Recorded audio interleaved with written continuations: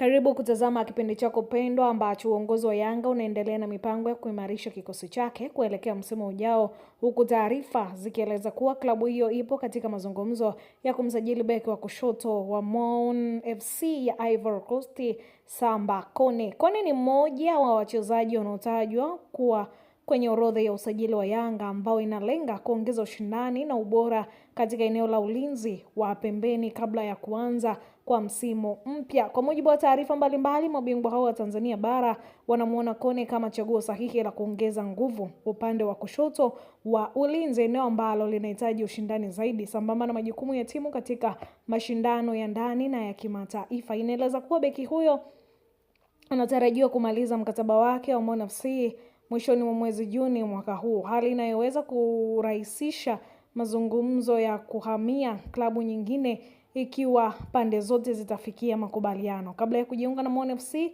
Kone alichezea Paradou ya FC Algeria, klabu iliyosifika kwa kukuza na kuendeleza vipaji vya wachezaji wanaokuja kufanya vizuri katika ligi mbalimbali za Afrika pamoja na Ulaya. Msimu huu nyota huyo ameonyesha kiwango kizuri akiwa Mon FC ambapo amechangia pasi 4 za mabao na kuwa moja ya mabeki wa kushoto waliovutia zaidi katika ligi kuu ya Ivory Coast. Iwapo dili hilo litatimia, Kone ataongeza ushindani mkubwa katika kikosi cha Yanga na kuwa sehemu ya mkakati wa klabu hiyo na kuendelea kujenga timu imara yenye uwezo wa kufanya vizuri zaidi katika michuano ya ndani na ya kimataifa. Sasa hii ni Gift Online TV.